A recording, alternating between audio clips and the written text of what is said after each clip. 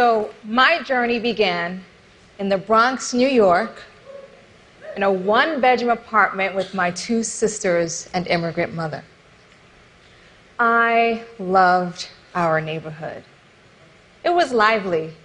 There was always merengue blasting, neighbors socializing on building stoops, and animated conversations over domino playing. It was home, and it was sweet, but it wasn't simple. In fact, everyone at school knew the block where we lived because it was where people came to buy weed and other drugs. And with drug dealing comes conflict, so we often went to sleep to the sound of gunshots. I spent much of my childhood worried about our safety. And so did our mother. She worried that the violence we witnessed would overtake our lives, that our poverty meant that the neighbors with whom we lived and shared space would harm us. Our entire life was in the Bronx. But my mother's anxiety spurred her into action, and soon we were driving so fast to Connecticut, to boarding school campuses with full scholarships in tow. Man, don't underestimate the power of a mother determined to keep her children safe.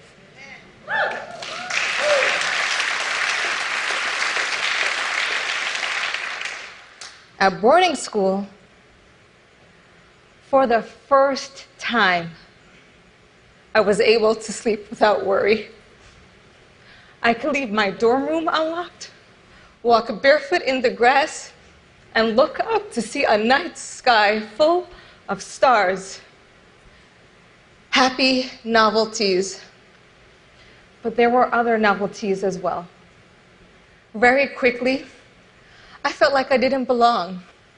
I learned that I didn't speak the right way, and to demonstrate the proper ways of speaking, my teachers gave me frequent lessons in public on the appropriate way to enunciate certain words.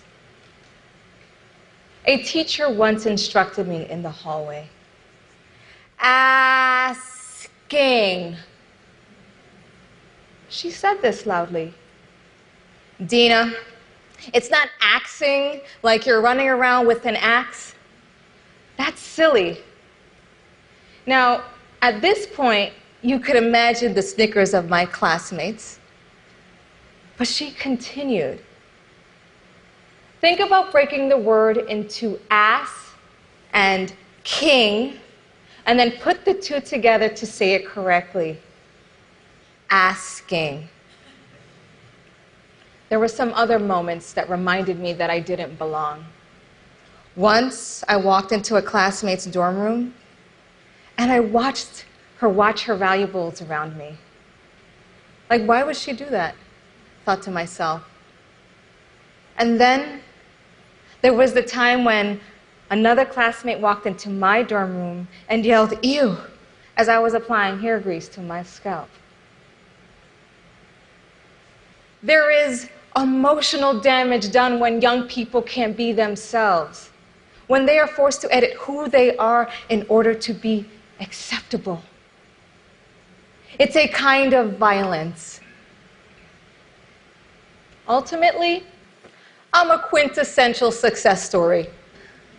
I attended boarding school and college in New England, studied abroad in Chile, and returned to the Bronx to be a middle school teacher.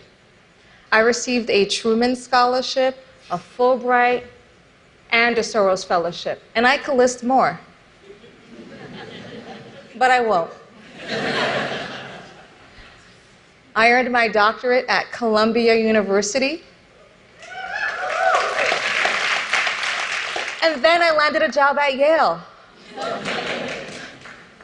I am proud of everything that I've been able to accomplish on my journey thus far. I have eternal imposter syndrome. Either I've been invited because I'm a token, which really isn't about me, but rather about a box someone needed to check off. Or I'm exceptional which means I've had to leave the people I love behind. It's the price that I and so many others pay for learning while Black.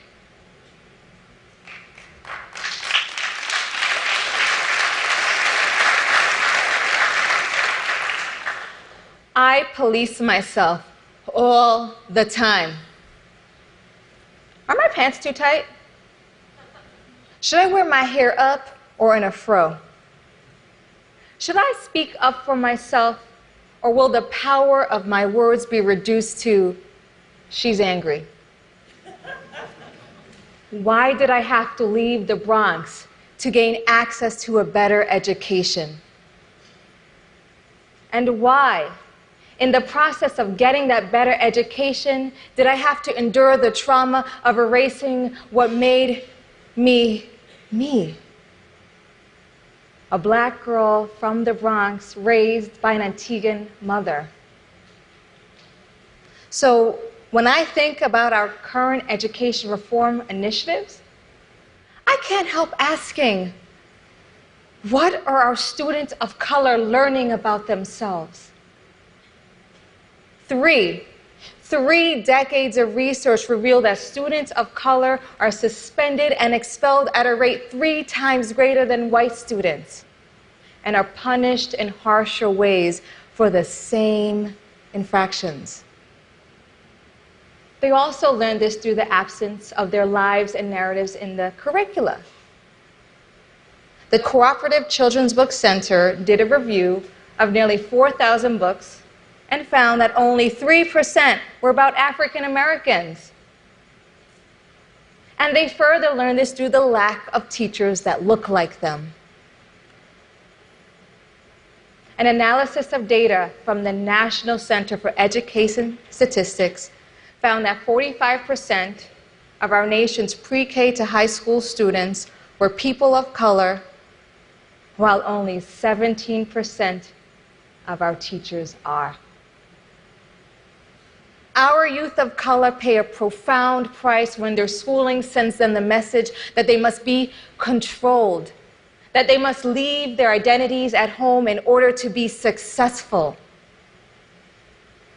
Every child deserves an education that guarantees the safety to learn in the comfort of one's own skin.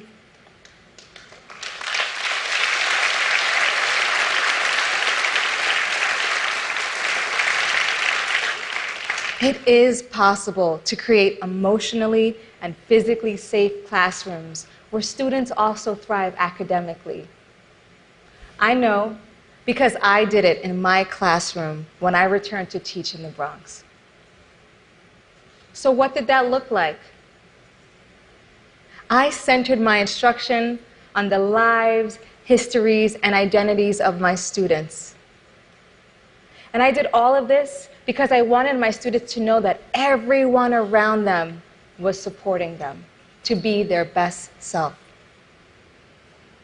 So while I could not control the instability of their homes, the uncertainty of their next meal, or the loud neighbors that kept them from sleep, I provided them with a loving classroom that made them feel proud of who they are, that made them know that they mattered.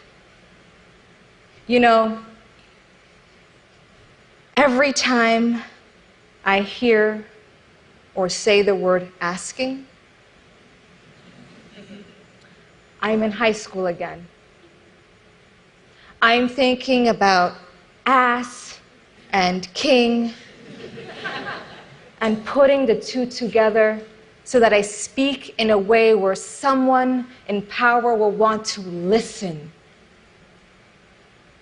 There's a better way, one that doesn't force kids of color into a double bind, a way for them to preserve their ties to their families, homes, and communities, a way that teaches them to trust their instincts and to have faith in their own creative genius. Thank you.